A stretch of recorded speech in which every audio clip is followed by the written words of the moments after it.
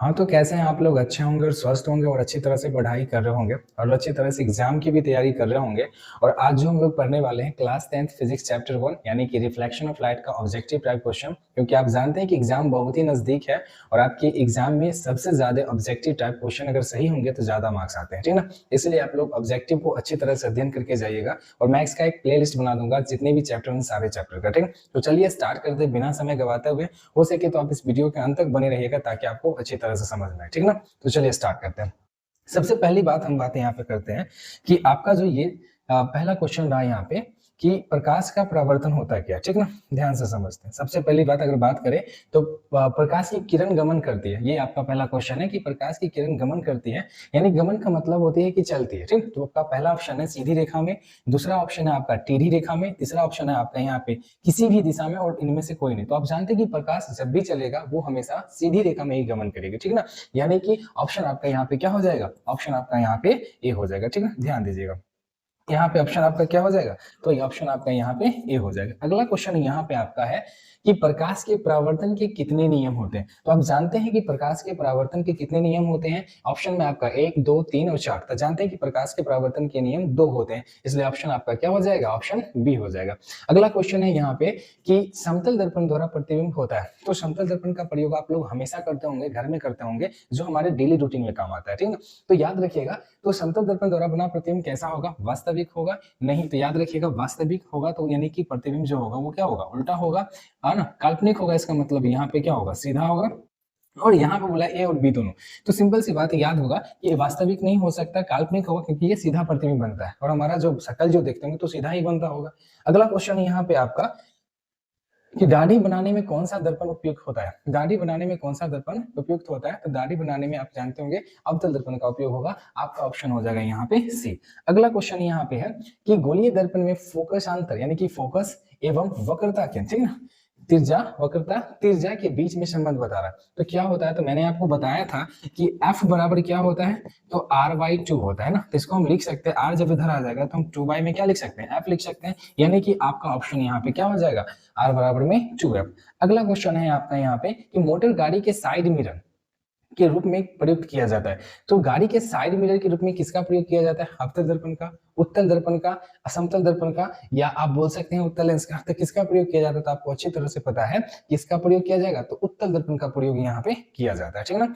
अगला क्वेश्चन है आपका यहाँ पे कि सौर कुकर में प्रयोग किया जाता है, ठीक है, यानी कि सौर कुकर में कौन सा दर्पण का प्रयोग किया जाता है। तो यहाँ पे आपका है अवतल दर्पण, दूसरा है आपका यहाँ पे उत्तल दर्पण, तीसरा आपका यहाँ पे क्या है, समतल दर्पण, और चौथा आपका इनमें से कोई नहीं। तो याद रखिएगा कि जब भी सौर ऊर्जा की बात बोलेगी ना तो वहां पे आपका हो जाएगा यहाँ पे आपका आंसर हो जाएगा अवतल दर्पण में उसका उपयोग करते हैं, ठीक ना। ऑप्शन आपका यहाँ पे क्या हो जाएगा, बी ऑप्शन में हो जाएगा। अगला क्वेश्चन है यहाँ पे अगला क्वेश्चन है, ध्यान से समझिएगा। अगला क्वेश्चन है कि सर्च लाइट का परावर्तक सतह होता है। तो सर्च लाइट का परावर्तक सतह क्या होगा, अवतल दर्पण का होगा। ऑप्शन आपका यहाँ पे क्या हो जाएगा, बी हो जाएगा। समतल का होगा नहीं, उत्तल का होगा नहीं, इनमें से कोई है नहीं, ऑप्शन तो आपका क्या हो जाएगा, बी हो जाएगा। अगला क्वेश्चन है यहाँ पे कि काल्पनिक प्रतिबिंब हमेशा होता है, ठीक है। काल्पनिक प्रतिबिंब की बात बोले तो वो हमेशा होता है। तो याद रखिएगा काल्पनिक बोलेगा इसका मतलब होता है कि आभासी, एक आभासी नाम भी होता है, आभासी को ही यहाँ पे हम लोग काल्पनिक कहते हैं। और आभासी जो प्रतिबिंब होता है वो हमेशा क्या होता है, सीधा होता है। क्या होता है, सीधा। इसलिए इसका आंसर क्या हो जाएगा आपका, सीधा होगा, उत्तल नहीं होगा, क्योंकि उल्टा तो बनता ही नहीं, इसलिए आपका ऑप्शन क्या हो जाएगा, सीधा हो जाएगा, ठीक ना। अगला क्वेश्चन देखते हैं क्या है आपका, एक अवतल दर्पण की वक्रता तिर्जा, यहाँ पे बोला गया है कि वक्रता तिर्जा 20 सेंटीमीटर है, तो उसकी फोकस दूरी कितनी होगी। तो मैंने आपको बताया था ना कि एफ बराबर क्या होता है, तो आपको पता होगा कि एफ बराबर में होता है r/2। तो एफ हमको यहाँ पे निकालना है, तो एफ आर कितना है यहाँ पे, तो 20 सेंटीमीटर, तो 20 सेंटीमीटर देंगे और बट्टे में तो दो इकाई, दो होता है, 10 दूनी क्या होता है, 20 होता है ना। तो यहाँ पे आपका आंसर जो आया यहाँ पे कितना आया, 10 आया। इसका मतलब होगा कि आपका आंसर क्या हो जाएगा, यहाँ पे बी हो जाएगा। याद रखिएगा आपका आंसर क्या हो जाएगा, 10 सेंटीमीटर हो जाएगा। अगला क्वेश्चन है आपका कि गोलीय दर्पण के ध्रुव यानी कि ध्रुव की बात बोल रहे हैं, यानी कि पी पोल और वक्रता त्रिज्या यानी कि सी के बीच की दूरी को क्या कहते हैं, है ना। ध्रुव और वक्रता त्रिज्या की सी के बीच की दूरी को हम क्या कहते हैं, तो याद रखिएगा उसको हम क्या कहते हैं, वक्रता त्रिज्या कहते हैं, यानी कि ऑप्शन आपका यहाँ पे क्या हो जाएगा, बी हो जाएगा। अगला क्वेश्चन देखते हैं, कहा गया है कि किस दर्पण का उपयोग वाहनों के अग्रदीपों यानी कि हेडलाइट के रूप में बात बोला गया। किस दर्पण का यहाँ बोला गया, तो हेडलाइट के रूप में हमेशा क्या होता है कि अवतल दर्पण का प्रयोग किया जाता है। आपको बोलेगा साइड मिरर बोलेगा ना, यहाँ पे साइड मिरर है ना, तो याद रखिएगा उत्तल दर्पण और हेडलाइट बोलेगा, यानी कि बोलेगा हेडलाइट के बारे में, हेडलाइट की अगर बारे में बोलेगा तो याद रखिएगा यहाँ पे हमेशा क्या हो जाएगा, अवतल हो जाएगा, ठीक ना। अगला क्वेश्चन है आपका यहाँ पे कि प्रकाश की किरणें, है ना, किरणों की बात बोला है, तो प्रकाश की किरणें को क्या कहते हैं, तो आपको पता होगा कि किरणों का एक झुंड होता है, ठीक ना। तो किरणों को क्या कहते हैं, तो किरणों कहीं ना कहीं एक झुंड में होगा, जिसे हम एक्चुअली कहते हैं किरण पुंज। तो यहाँ ऑप्शन है कि प्रकाश स्रोत, किरण पुंज, प्रदीप्त या प्रकीर्णन। तो ऑप्शन आपका यहाँ पे जो होगा वो बी हो जाएगा। क्या होगा, बी होगा, क्योंकि प्रकाश के समूह को क्या कहते हैं, किरण पुंज कहते हैं ना, और किरणों के समूह को क्या कहते हैं, किरण पुंज कहते हैं। बात खत्म, इतना ही है, ठीक ना। अगला यहाँ पे क्या है कि अवतल दर्पण में वस्तु का प्रतिबिंब आभासी, सीधा और बराक कब बनता है। देखिए एक अवतल दर्पण है और कब बनेगा उसका, यहाँ पे बोला गया है कि वस्तु का जो प्रतिबिंब है ना वो आभासी बोला गया है, उसके बाद बोला गया यहाँ पे सीधा और बराक कब बनता है। तो याद रखिएगा ऑप्शन में दिया है कि जब वस्तु वक्रता केंद्र पर रहेगा, ऑप्शन गलत होगा, कि जब भी वक्रता केंद्र पर रहेगा तो वो हमेशा क्या होगा, बराबर बनेगा। जब वस्तु अनंत पर होगा, जब वस्तु अनंत पे होगा तो वो फोकस पे बनेगा, जब वस्तु फोकस पर होगा तो उसका प्रतिबिंब कहाँ बनेगा, अनंत पर होगा, समझ गए? लेकिन ऑप्शन में आपका बी होगा, जब वस्तु क्या होगा, ध्रुव और फोकस के बीच होगा तो प्रतिबिंब कहाँ बनेगा, ये कैसे बनेगा, तो आभासी बनेगा, यहाँ पे सीधा बनेगा और यहाँ पे क्या बनेगा, बड़ा बनेगा। ऑप्शन आपका क्या हो जाएगा, बी ऑप्शन। अगला क्वेश्चन है यहाँ पे आपका कि निर्वात यानी कि वैक्यूम की बात हो रही है, प्रकाश की चाल कितनी होती है। तो वैक्यूम में प्रकाश की चाल बताए तो आपको पता होगा कि हम लोग एक बात बताए, निर्वात का मतलब क्या होता है। निर्वात का मतलब होता है कि यहाँ पे याद रखिएगा कि जहां हवा नहीं होती है, जहां हवा नहीं होती है ना, ध्यान से समझ, हवा क्या होगी, नहीं होती है, तो यहाँ पे हम उसको निर्वात कहते हैं। और निर्वात में प्रकाश की चाल सबसे ज्यादा होती है, याद रखिएगा। इसलिए यहाँ पे क्या होगा, 3 × 10⁸ होगा मीटर पर सेकंड, या इसमें से कोई और होगा। तो याद रखिएगा ऑप्शन पहला आपका बी है, ऑप्शन ए है, याद रखिएगा ऑप्शन ए 3 × 10⁸ मीटर पर सेकंड, ठीक है ना। यानी कि इसको आप ऐसे भी लिख सकते हैं 3 लाख, 3 लाख किलोमीटर पर सेकंड, ठीक है ना। अगला क्वेश्चन है यहाँ पे आपका दंत विशेषज्ञ यानी कि डॉक्टर की बात हो या कोई ऐसे व्यक्ति जो डेंटिस्ट हो, इस दर्पण का उपयोग है ना मरीजों के दांत, है ना, दांतों का बड़ा प्रतिबिंब देखने के लिए करते हैं। तो दंत विशेषज्ञ लोग क्या करते हैं कि किसी भी प्रतिबिंब का बड़ा जो प्रतिबिंब बनाने के लिए वहां पे क्या कहते हैं, किस दर्पण का प्रयोग करते हैं, तो ये आपको बताना है। यहाँ ऑप्शन आपका समतल दर्पण, उत्तल दर्पण, अवतल दर्पण, इनमें से कोई नहीं। समतल दर्पण तो होगा नहीं क्योंकि समान प्रतिबिंब बनाएगा, अवतल दर्पण उत्तल दर्पण तो होगा नहीं क्योंकि ये छोटा प्रतिबिंब बनाता है, और यहाँ पे जो है अवतल दर्पण ये क्या करता है, किसी भी वस्तु का बड़ा प्रतिबिंब बनाता है, इसलिए आपका ऑप्शन क्या हो जाएगा, सी हो जाएगा। अगला क्वेश्चन है यहाँ पे कि एक गोलीय दर्पण की फोकस दूरी 20 सेंटीमीटर है, तो यह दर्पण कैसा होगा। देखिए अगर गोलीय दर्पण 20 सेंटीमीटर है तो यानी कि यहाँ पे क्या हो रहा है कि प्लस की बात बोला ना, तो याद रखिएगा ऑप्शन में यहाँ पे अवतल, उत्तल, समतल और इनमें से कोई नहीं बताएगा, तो याद रखिएगा इसका आंसर हमेशा होगा उत्तल होगा, क्योंकि प्लस है ना। अगर फोकस की बात करें तो अवतल का जो होता है वो ऋणात्मक होता है, क्या होता है ना, ऋणात्मक होता है, और यहाँ पे उत्तल का जो होता है वो क्या होता है, धनात्मक होता है, क्या होता है, यहाँ पे धनात्मक हो, इसलिए आपका आंसर क्या हो जाएगा, ऑप्शन बी हो जाएगा। अगला क्वेश्चन है यहाँ पे कि गोलीय दर्पण के परावर्तक पृष्ठ की वृत्ताकार सीमा रेखा, यानी कि सिंबल गोलीय दर्पण के परावर्तक पृष्ठ बोल रहा है कि वृत्ताकार जो सीमा रेखा यानी कि व्यास क्या कहलाती है। सिंपल सी बात है कि अगर कोई गोलीय दर्पण है उसकी वृत्ताकार की सीमा की बात करेगा तो आप लोगों ने बताया था कि इसको हम लोग क्या कहते हैं, द्वारक कहते हैं, क्या कहते हैं, द्वारक, यानी कि ऑप्शन आपका यहाँ पे क्या हो जाएगा, ऑप्शन सी हो जाएगा। अगला क्वेश्चन है कि आवर्धन m ठीक का ऋणात्मक मान क्या होता है। तो याद रखिएगा मान क्या दर्शाता है, यानी कि अगर आवर्धन m है तो उसका ऋणात्मक मान क्या दर्शाता है। यहाँ ऑप्शन आपका है कि प्रतिबिंब सीधा होगा, प्रतिबिंब उल्टा होगा, वस्तु प्रतिबिंब से बड़ी होगी और प्रतिबिंब आभासी होगी। सिंपल सी बात है कि प्रतिबिंब आभासी तो होगा नहीं, ये ऑप्शन ही अलग है ना। वस्तु का प्रतिबिंब बड़ी होगी, ये भी नहीं होगा। जब भी आप याद रखिएगा ऋणात्मक मान की दर्शाएगा तो याद रखना है वहां पे जो प्रतिबिंब बनेगा वो हमेशा क्या होगा, उल्टा प्रतिबिंब बनेगा, ठीक। ऑप्शन आपका क्या हो जाएगा, बी हो जाएगा।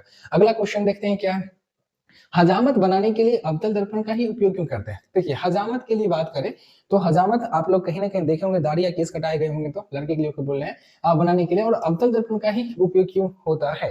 तो देखिए कहीं नहीं ऑप्शन में यहाँ बोला गया है कि कोई, है ना, क्योंकि यह वास्तविक प्रतिबिंब बनाता है ना। क्या आपको लगता है कि अवतल दर्पण वास्तविक प्रतिबिंब बनाता है, बिल्कुल नहीं। ऑप्शन आपका ये क्या हो जाएगा, गलत हो जाएगा। अगला क्वेश्चन है कि क्योंकि यह वस्तु सीधा और बड़ा प्रतिबिंब बनाता है ना, तो ये आपका ऑप्शन सही हो जाएगा, क्योंकि ये वर्णसंख्या वास्तव में क्या करता है, बड़ा और सीधा बनाता है, ठीक ना। ऑप्शन ये गलत होगा और ये भी गलत हो जाएगा। अगला क्वेश्चन है आपका यहाँ पे, ऐसे पदार्थ जिनसे होकर प्रकाश आसानी से पार कर जाती है। तो आपको पता है डेफिनेशन ही ये में क्वेश्चन है कि ऐसे पदार्थ जिनसे प्रकाश आसानी से पार कर जाती है उसे क्या कहा जाता है, डैश कहा जाता है। इसमें से बताना है आपको, टाइपिंग करना है। क्या करना है, पारदर्शी पदार्थ होगा, अपारदर्शी पदार्थ, अपारभासी पदार्थ या बटर पेपर। इसमें तो ये होगा ही नहीं, काट दीजिए। पारभासी पदार्थ भी नहीं होगा, बोला गया आसानी से पार कर जाता, और पारदर्शी भी नहीं होगा, बचेगा तो इसका आंसर क्या होगा, पारदर्शी कहता है, क्योंकि आसानी से अगर पार कर जा रहा है बिना दिक्कत का तो उसे हम पारदर्शी ही कहते हैं। अगला क्वेश्चन है आपका यहाँ पे कि परावर्तन का कोण आर, ठीक ना, किसके बराबर होता है। तो मैंने आपको बताया था कि आप अगर पढ़े होंगे चैप्टर 1 यानी कि रिफ्लेक्शन ऑफ लाइट में, तो वहां पे आपने पढ़ा होगा आपतन कोण बराबर में परावर्तन कोण, ठीक है ना। तो ऑप्शन में देखिए, समझिए कौन सा होता है कि आपतित किरण और दर्पण की सतह के बीच का कोण, ऐसा लग रहा है कुछ, क्या नहीं, काट दीजिए इसको। अगला बताता है कि परावर्तित किरण और दर्पण की सतह के बीच का, ये भी नहीं, काट दीजिए, है ना, ये हमेशा 90 डिग्री होता है, ये भी नहीं होता, काट दीजिए। बचा क्या, आपका आपतन कोण आई के बराबर होता है, ठीक ना।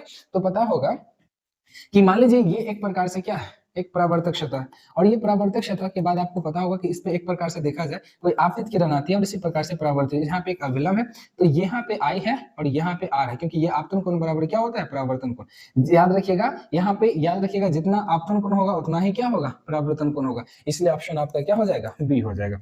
अगला क्वेश्चन क्या है कि अवतल दर्पण की फोकस दूरी, यहाँ बोला गया है कि अवतल दर्पण की यहाँ पे फोकस दूरी या उसकी वक्रता त्रिज्या की क्या होती है। तो याद रखिएगा, अवतल दर्पण की फोकस दूरी उसकी वक्रता त्रिज्या की क्या होती है, ऑप्शन गेस करके आप टाइपिंग कीजिए, क्योंकि आपको पता है, ठीक।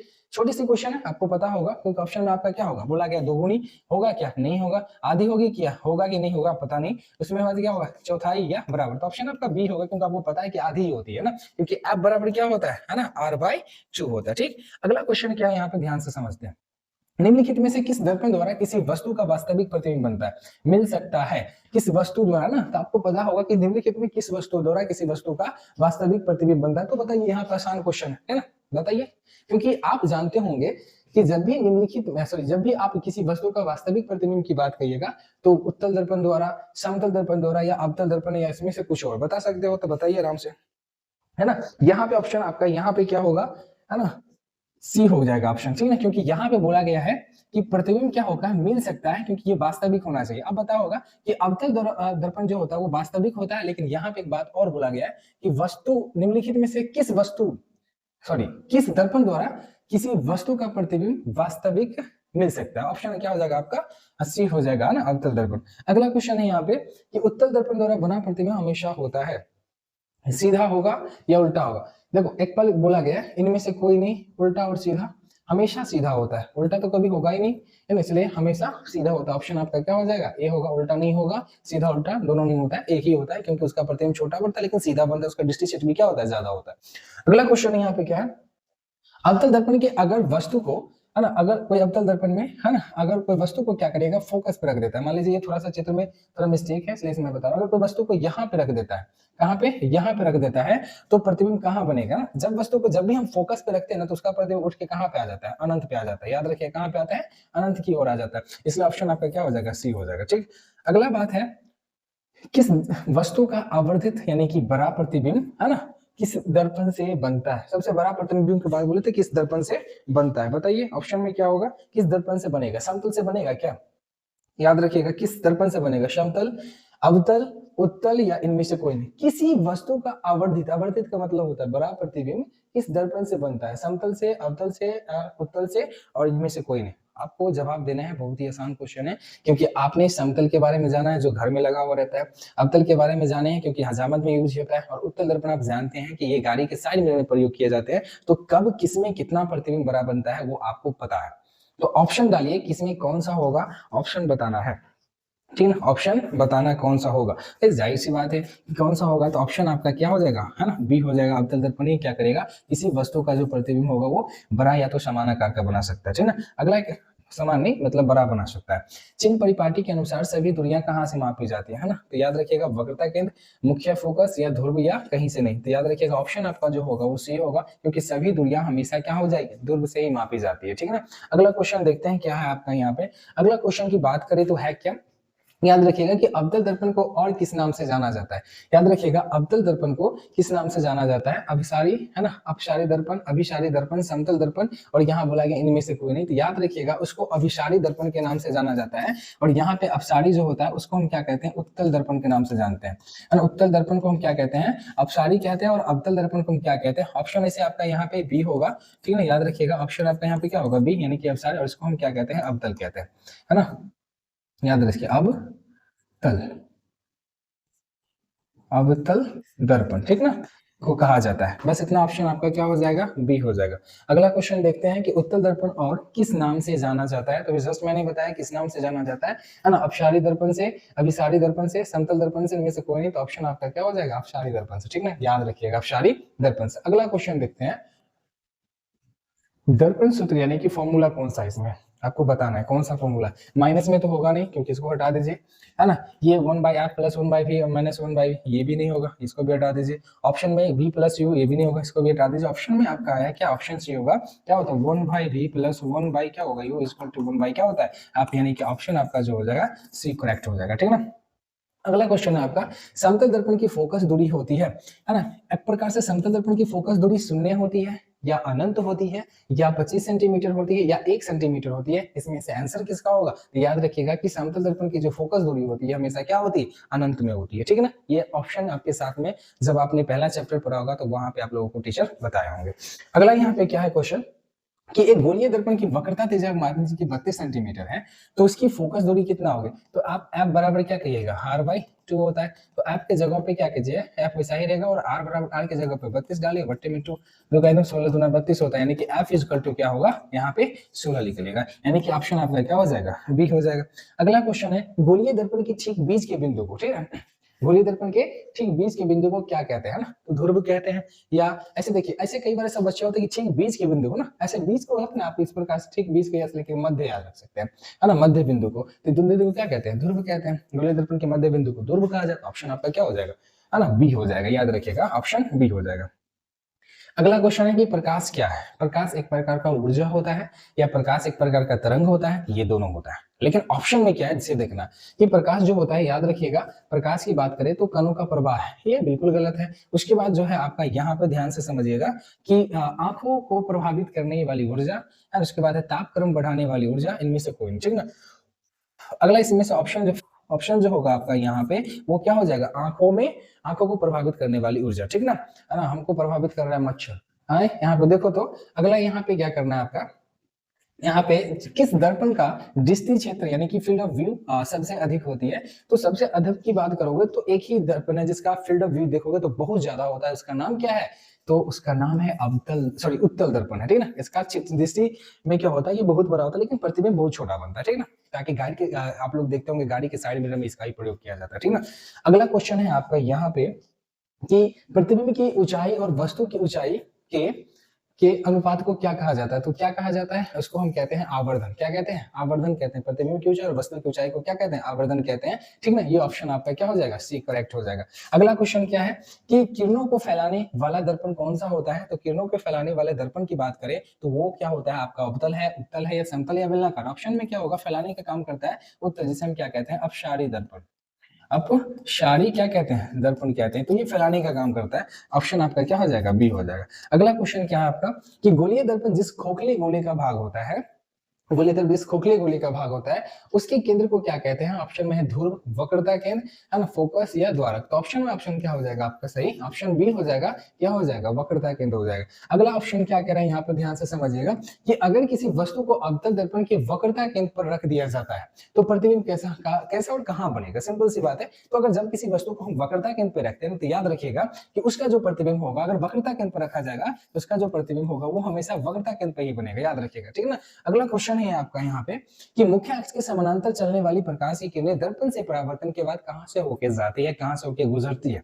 तो आंसर रखिएगा कि जब भी कोई क्या होता है, मान लीजिए कि एक दर्पण है यहाँ पे और इस प्रकार से मुख्य अक्ष है, तो ये आपका यहाँ पे क्या है, ध्रुव है और यहाँ पे आपका फोकस है और यहाँ पे से। तो जब भी मुख्य अक्ष के समानांतर जाएगा तो जब भी होके जाएगा तो एक ही जगह से होके जाएगा जिसका नाम है क्या, फोकस नाम है, ठीक है। तो ऑप्शन में क्या होगा आपका, मुख्य फोकस यानी कि फोकस से होके जाती है। जब भी प्रकाश की किरण यानी कि आपतित, ऐसे समझिएगा कि मुख्य अक्ष के समानांतर आने वाली या चलने वाली बोल सकते हैं, है ना, प्रकाश की किरण दर्पण से परावर्तन के बाद फिर जाएगा तो हमेशा वो एक ही जगह से जाने वाला है, वो कहां से जाएगा, तो फोकस से जाएगा।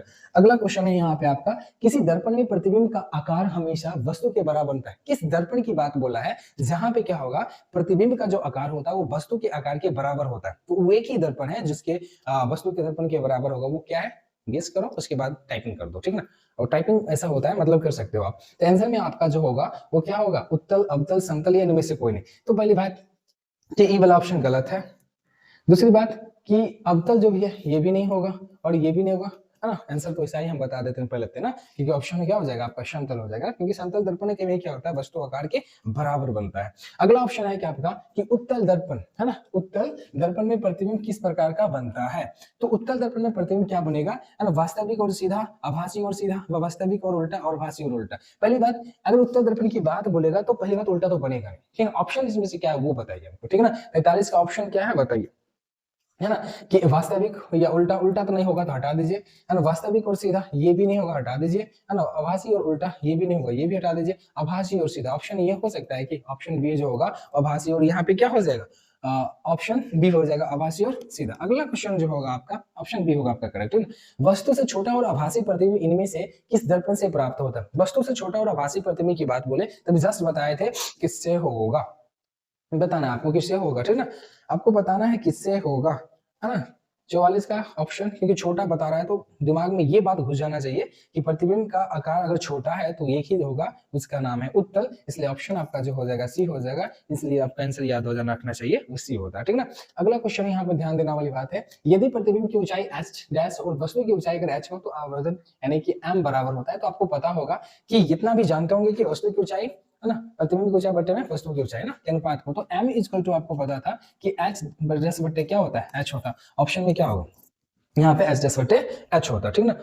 अगला यहाँ पे क्या है, सोलर कुकर में किस दर्पण का व्यवहार किया जाता है। शुरुआत में ही आपको थोड़ा सा इंट्रो दे दी गई थी, सोलर कुकर की बात करें तो वहां पर भी क्या हो जाएगा उत्तल, अवतल, समतल या परावर्तक, इनमें से क्या है। तो आपको पहले ही पता होना चाहिए कि इसमें जब भी प्रयोग किया जाएगा तो एक ही होगा, जो होगा क्या होगा अवतल दर्पण, जिसे हम क्या कहते हैं अभिसारी दर्पण कहते हैं। क्या कहते हैं अभिसारी दर्पण, क्या कहते हैं अभिसारी दर्पण कहते हैं, याद रखिएगा, ठीक ना। अगला क्वेश्चन देखते हैं आपका क्या है, अवतल दर्पण के सामने वस्तु को कहां रखने पर प्रतिबिंब समान आकार का बनता है। अवतल दर्पण की वस्तु के चाहे कहीं भी रखने किसी जगह पे, तो वस्तु का प्रतिबिंब की बात बोला है कहां बनेगा, किसी वस्तु पे नहीं बोला है, अवतल दर्पण की बात मैं केवल बोल रहा हूं। तो याद रखिएगा जब भी अवतल दर्पण के वक्रता केंद्र पर रखा जाएगा तो प्रतिबिंब हमेशा क्या होगा कि वक्रता केंद्र पे ही बनेगा। ऑप्शन आपका क्या हो जाएगा बी हो जाएगा, ठीक ना। अगला क्वेश्चन है आपका कि प्रकाश के परावर्तन के नियम के अनुसार यहाँ पे बताया गया है ना, तो आपको बोला गया है कि आपतन कोण जो होता है परावर्तन कोण से बड़ा होता है, और आपतन कोण जो है परावर्तन कोण से छोटा होता है, या आपतन कोण बराबर परावर्तन कोण होता है, इनमें से कोई नहीं। तो आपको पता है कि जब भी आपको पता होगा कि आपतन कोण जो होता है वो हमारे क्या होता है परावर्तन कोण के बराबर होता है।